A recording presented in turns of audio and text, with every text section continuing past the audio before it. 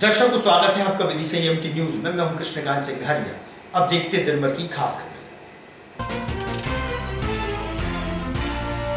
लंबे समय से चोरियों की घटना को अंजाम देने वाले चोर को पकड़ा पुलिस ने। पत्रकार वार्ता के दौरान किया खुलासा।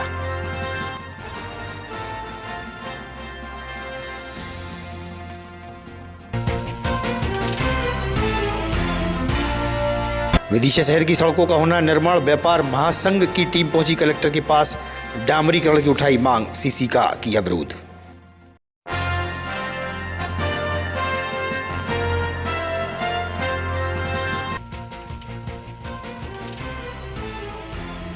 और बांग्लादेश में हिंदुओं के साथ हो रहे अत्याचार के विरोध में विदिशा रहा बंद। शहर में निकाली गई रैली। वरिष्ठ गणमान्यों सहित प्रबुद्ध जन रहे शामिल।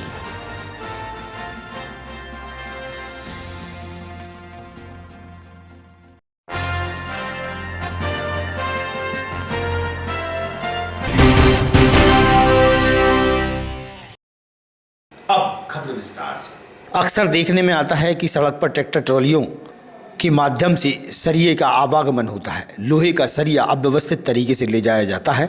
अप्रिय घटनाएं भी हो सकती हैं। इसी से सुरक्षा को लेकर सरिया विक्रेता ट्रैक्टर ट्रॉली चालक द्वारा सरिये के ऊपर प्लास्टिक की बाल्टी लगा दी गई ताकि सुरक्षा बनी रहे। जसवंत जी, क्या काम करते हो आप? क्योंकि ये लोहा ले आते ट्रैक्टर ट्राली पे, तो इसमें बाल्टी क्यों लगाई है आपने? लगाई है सुरक्षा के लिए। एक्सीडेंट हो रहा है ना आजकल बहुत सारे, तो गाड़ियाँ भिड़ जाती है पीछे से, इसलिए मैंने बाल्टी लगाई है तो एक्सीडेंट ना हो। तो आपके दिमाग में कैसे आई ये बाल्टी लगाएं? ये आएगी, ये लाल बाल्टी जो है ना लगेगी और इससे सेफ्टी होगी। आदमी को ये सरिया नहीं छिड़ेगा, जब तेज गति से चलेगा तो बाल्टी से बचा होगा। अच्छा, और भी लोग ऐसे बिगड़ उसके बाल्टी के लेके जा रहे हैं, उनके लिए क्या कहेंगे आप? सबको बाल्टी बांधना चाहिए, सेफ्टी से चलना चाहिए, एक्सीडेंट बचे, किसी का परिवार नष्ट ना हो, सबके लिए सेफ्टी से रहना। शर्मा जी, क्या काम करते हैं आप? ये जो आपके माध्यम से यहाँ पर जो ट्रावली से जो लोहा सप्लाई किया जाता है उसमें बाल्टी लगाई आपने, क्या उद्देश्य? प्रयास कर रहे थे काफ़ी समय से कोई नई तकनीकी बढ़ाई जाए जिससे एक्सीडेंट बचा जा सके। यदि कोई गाड़ी वाला बोले तो नुकसान ना हो।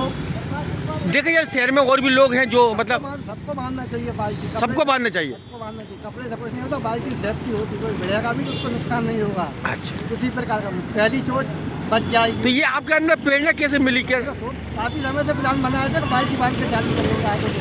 बहुत बढ़िया। सब लोग में बाल्टी बांध के निकालते हैं हम, इससे कोई समस्या नहीं। आज बाल्टी बनी हुई है बढ़िया, सेफ्टी के माध्यम से बहुत अच्छा है। सिविल लाइन पुलिस द्वारा लंबे समय से चोरियों की घटना को अंजाम दे रहे एक जीतू नामक चोर को गिरफ्तार करने में सफलता मिली है। पुलिस चोरियों की वारदात को कबूल चोर द्वारा किया गया है। पत्रकार वार्ता के दौरान खुलासा किया गया। आप तो बता देना चाहिए था कि मुंह ढक लो इसको। हम बोल रहे हैं रिस्पांसिबिलिटी है यार। आ जाइए। दरअसल में थाना 6 सिविल लाइन में एक निगरानी बदमाश है जीतू और जीतन नायरवाल। वो 40-42 चोरियों में पहले भी नामजद हुआ है और बदमाश है, काफी क्रिमिनल रिकॉर्ड है। पिछले 7-8 दिनों से कुछ 3-4 चोरियां हो रही थी, हम लोग उसमें फोकस कर रहे थे। तो उस समय टीआई सिविल लाइन को निर्देशित किया गया था एसपी साहब की तरफ से, माइस्ट्रो साहब की तरफ से, मेरी तरफ से भी, कि आप इन चोरियों का पता लगाएं। तो टीआई साहब ने उसको कल पकड़ा, उससे पूछताछ करी। 4 चोरी उसमें महीन चैन की चोरी गई थी, उसका भी माल मिला है। सोने का हार है, मंगलसूत्र है, अंगूठी वगैरह सामान बड़ा हुआ है। तकरीबन 3 लाख रुपए का सामान उसको बरामद हुआ है। उसको आज न्यायालय पेश करके रिमांड दिया जा रहा है, उससे पूछताछ की जा रही है और भी चोरियों का खुलासा होने की संभावना है। अभी तो देखिए, दरअसल में उसका क्रिमिनल रिकॉर्ड है। सिविल लाइन में भी बहुत सारे प्रकरण हैं, कोतवाली में है और पठारी में है, मंडीदीप में, बासोदा में है और जीआरपी में चोरियां की हैं। काफी क्रिमिनल रिकॉर्ड है उसका। हमारे यहाँ से निगरानी भी खुली हुई है, हम लोग सतत उस पर निगाह रखते हैं, लेकिन उसके बावजूद वो चोरी कर लेता है और हम लोग इसका कोशिश करेंगे और भी ज्यादा चोरियां इससे बरामद करें। सर, इसके पीछे और कोई भी नहीं, अभी जो पूछताछ हुई है उसमें तो किसी और का नाम नहीं आया सामने, लेकिन हम पूछताछ कर रहे हैं उससे। और ऐसी जानकारी मिली है, समझ पे इसका एक साथी है इसका एक, उसको राउंड अप करके उससे भी पूछताछ करेंगे और उससे भी चोरी का माल बरामद करने का प्रयास करेंगे। सनातन श्री हिंदुत्व समिति द्वारा विधायक मुकेश टंडन को ज्ञापन सौंपते हुए बताया कि शहर में धार्मिक व सामाजिक कार्य संपन्न कराने के लिए उचित स्थान नहीं है, एक बड़े स्थान की मांग की है। विधायक से हुई चर्चा। देखिए, मैंने नगर पालिका के हमारे अध्यक्ष जी के साथ, पार्टी के वरिष्ठ नेता राकेश जी और बाकी पार्षद साथियों के साथ और पार्टी के बाकी लोगों के साथ भी चर्चा करके 2 ऐसी चीजें हैं जो शहर में मुझे लगता है कि प्राथमिकता के आधार पर बनना चाहिए। राकेश शर्मा जी भी मुख्यमंत्री जी से मिले थे, उस समय उन्होंने ज्ञापन भी दिया था और हमारी भी एजेंडे में पिछले परिषद जो हमारी पूर्व परिषद थी उसमें भी तय था कि विदिशा का जो अंतिम स्थान है मुक्तिधाम, वो वहां पर काम करने की आवश्यकता है। इसलिए मैंने कलेक्टर को चिट्ठी लिखी है कि वहां पर जो है एक पूरा एस्टीमेट उसका बन जाए सीमांकन होके, और उसमें लगभग 10 करोड़ रुपए भी अगर लगेंगे तो वो राशि हम उपलब्ध कराएंगे हमारे पास से, और नगर पालिका से भी सहयोग लेंगे उसमें, और एक आधुनिक स्थान वो बन जाए। आदरणीय भाई साहब का भी कहना है कि उसको बनाना है, साथ में भाई साहब की भी मर्जी थी और नगर पालिका परिषद की भी इच्छा थी और मेरी भी मन में ये आया। ये हिंदू सब समिति के हमारे नितिन लाला जी ने ये पहल की थी कि ये जो यहाँ पर जो गुठान है हमारे शहर में एक सभा स्थल नहीं है। हमारे शहर में अगर कोई विद्यमान आ जाए तो उसके लिए कथा करने के लिए स्थान नहीं है, और अगर कोई भी कार्यक्रम करो तो लाखों रुपए डोम में लगते हैं, करोड़ों रुपए लग जाते हैं। इससे ये खर्च से भी बचे, और साथ में हमारे आर्थिक रूप से कमजोर परिवारों के समारोह पूर्वक उनके परिवार के भी जो है धार्मिक आयोजन, हमारे सामाजिक आयोजन, शादी विवाह से लेकर बाकी सब संपन्न हो जाए, उसके लिए गुठान की जो जगह है वहां पर ये स्थान बना दिया जाए। ये नितिन लाला जी ने कहा है, तो नगर पालिका परिषद के साथ मिलकर मैंने कलेक्टर को चिट्ठी लिखी है कि उसका एस्टीमेट बनवा लें, उसमें जो भी राशि लगेगी वो भी हम उपलब्ध कराएं। वो जमीन तो मतलब पुलिस के लिए अलर्ट कर दी है। उसमें वो पुलिस की 1.25 बीघा जमीन है और 3.25 बीघा है कचिया मसान हिंदू समुदाय समिति की, कचिया मसान हिंदू समुदाय समिति की है। मगर चूंकि ये आयोजन धार्मिक है, इसलिए कलेक्टर साहब को भी मैंने कहा है कि अपने जो कचिया मसान हिंदू समुदाय समिति है जिसके अध्यक्ष गिरपत सिंह जी कुशवाहा और महामंत्री विक्रम सिंह जी हैं जो राजपूत समाज के अध्यक्ष हैं, उनसे बैठ के बात करके, क्योंकि वो जिस प्रयोजन से जमीन उन्होंने ली है वो प्रयोजन वहां संभव है नहीं।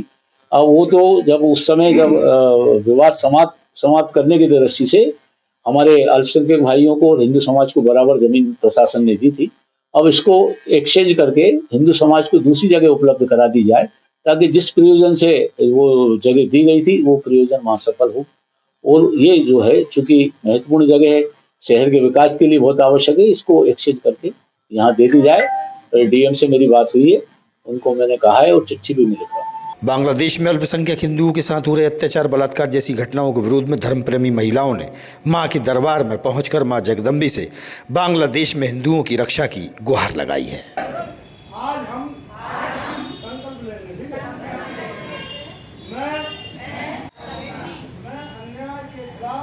अन्याय के खिलाफ अपनी आवाज उठाने और समाज में जागरूकता फैलाने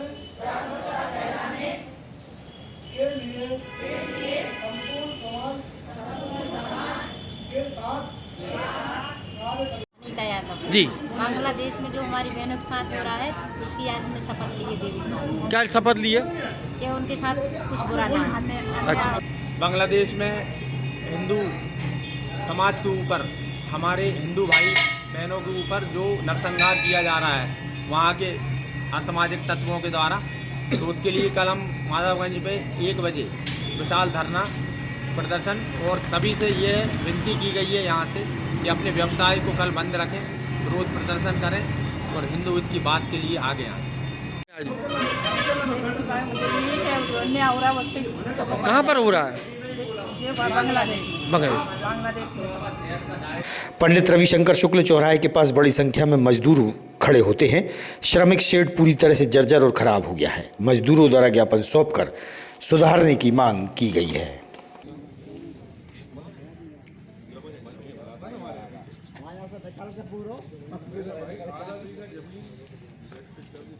मेरा नाम सीताराम बौद्ध है।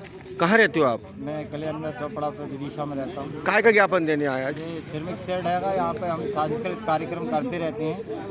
डॉक्टर दीनदयाल उपाध्याय श्रमिक शेड है रविशंकर शुक्ल चौराहे पर, और जैसा स्तंभ के पास, वहाँ पर हम प्रति वर्ष और साल भर में 10 कार्यक्रम करते रहते हैं। उसमें सभी श्रमिक मजदूर और सर्व वर्ग के लोग वहाँ पर उपस्थित होते हैं और गणतंत्र दिवस, 26 जनवरी और अपनी 15 अगस्त सभी कार्यक्रमों में भाग लेकर क्या चाहते क्या हैं उसमें आप? वहाँ पर क्षतिग्रस्त हो रहा है टीन सेट और उस पर श्रमिक सेट जो है वहाँ पे कुछ जो अपने मजदूर वर्ग के और हमारे जो कार्यकर्ता हैं उसमें खड़े नहीं हो पाते हैं, पूरी क्षतिग्रस्त हो रहा है। किसी भी मौसम में हम वहाँ पर उपस्थित होकर कार्यक्रम। विदिशा की सड़कों की दुर्गति और गड्ढों वाली सड़क से आवागमन खतरों से भरा होता है।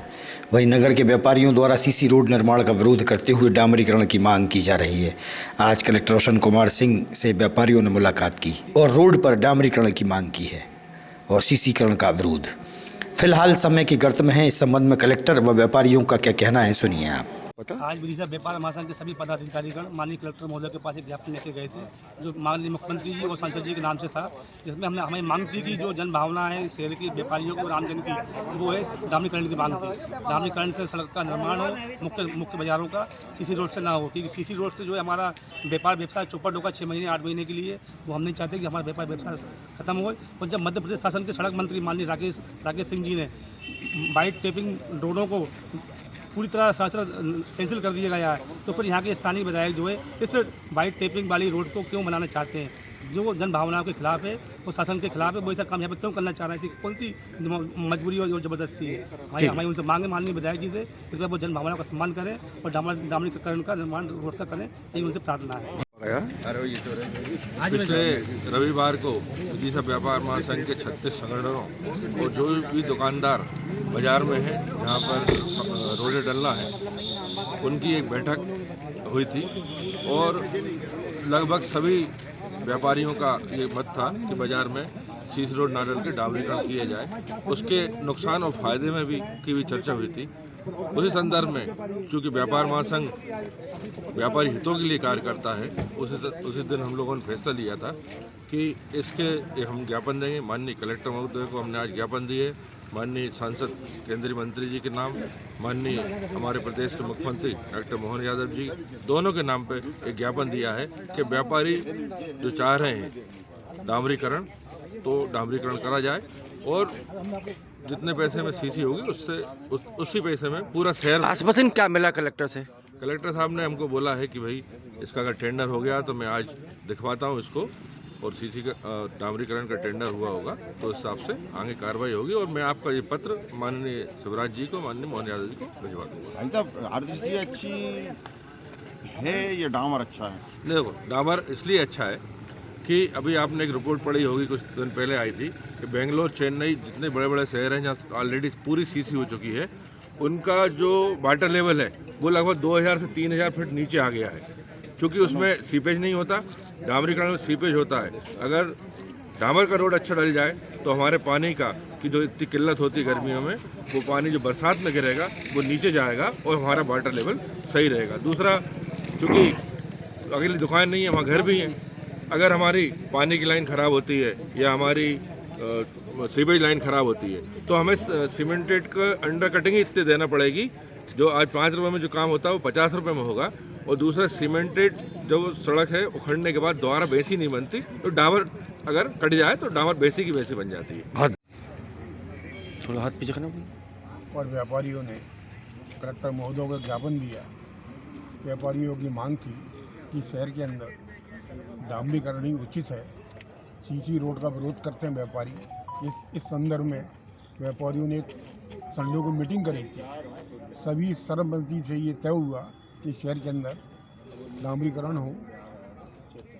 व्यापार हित में भी ठीक है और प्रशासनिक हित में ठीक है कि ऐसा काम ना प्रशासन करे ना कोई ऐसी संस्था करे जिससे व्यापारियों को सड़क पे आना पड़े। अभी कलेक्टर से क्या आश्वासन मिला? कलेक्टर ने देखा, जब हमने उनको बताया कि इसका टेंडर हो चुका है, भूमि पूजन हो चुकी है, उनकी हम इसकी जानकारी लेंगे, फिर उचित कार्रवाई करेंगे। विधायक जी ने भी तो लेटर लिखा था ऊपर उसकी कमेटी को लेकर, इसमें उन्होंने ये बोला विधायक जी तो गोलमाल बात करते हैं। लेटर लिखा क्या करा, वो हमारे आंदोलन को कमजोर करना चाहते हैं। उनका ये कहना है कि विशेषज्ञों की टीम बुलाई जाएगी, वो व्यापारियों को वो उस नई तकनीक के बारे में बताएंगे, फिर भी नहीं माने तो फिर आपकी बात मानी जाएगी। तुम विशेषज्ञ की बात कर रहा हो, आज भास्कर में छपा है कि सीसी रोड व्यवहारिक नहीं है और मंत्री कह रहा है। ये मंत्री से बड़े तो है नहीं है, तो मंत्री के पास सब बड़े बड़े ये एक्सपर्ट रहते हैं, उन्होंने सीसी रोड डामरीकरण में दोनों को अंतर बताया होगा। जब आज पेपर में समाचार आया है। तो विधायक जी का जो गोलमाल है वो शब्द कहाँ पर आपका लागू करते हैं, कहाँ देखते हैं उस गोलमाल को आप? मेरा भैया ये कहना है, प्रदेश में डबल इंजन की सरकार है, या तो तीसरा इंजन कहाँ से आ गया? नगर पालिका के काम में क्यों हस्तक्षेप क्यों कर रहे हैं भाई? उसको अपना काम करने दो। हम लोगों ने अध्यक्ष को चुना है, हमने जो उसको चुना है वो काम करने दो, व्यापारी उसी के साथ है। सब तीसरा इंजन क्या मुकेश टंडन जी को मानते हैं? बांग्लादेश में हिंदुओं पर हो रहे अत्याचार के विरोध में आज विदिशा शहर पूरी तरह बंद रहा। नगर के जिम्मेदारों की उपस्थिति में मुख्य मार्ग से रैली भी आयोजित हुई। जिला व पुलिस प्रशासन की मौजूदगी बनी रही। बड़ी संख्या में नगर के वरिष्ठ व जिम्मेदार लोग शामिल रहे। कई संगठनों की लोगों की उपस्थिति रही।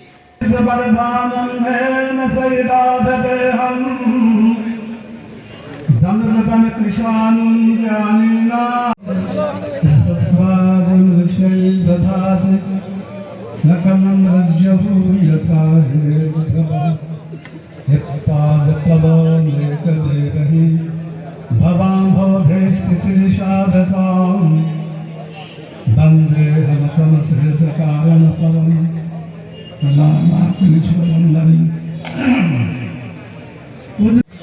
गुरुर्ब्रह्मा गुरुर्विष्णु गुरुर्देव महेश्वर हनुमान सुजान फिरोमन को रघुनायक के प्रियपायक हो बलहं श्री राम जय राम जय जय राम जय जय दिखनान जय जय दिखन हरण हनुमान आपके स्वामी में और जय 15 से 20 वक्त कर रहे हो, तुम क्या कर सकते हो? हाथ उठा करके जो सा बोलो पूरा दिशा हो जाएगा। बस यार नहीं, हमने फोन लगाया तुम्हें।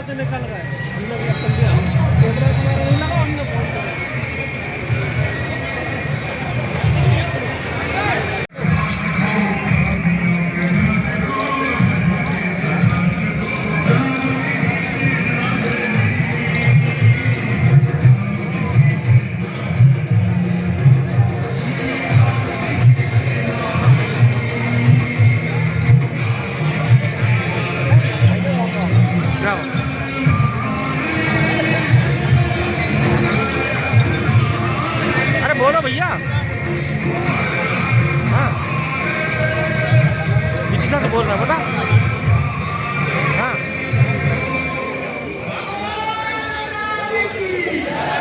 हाँ फिर कौन सी लगी है?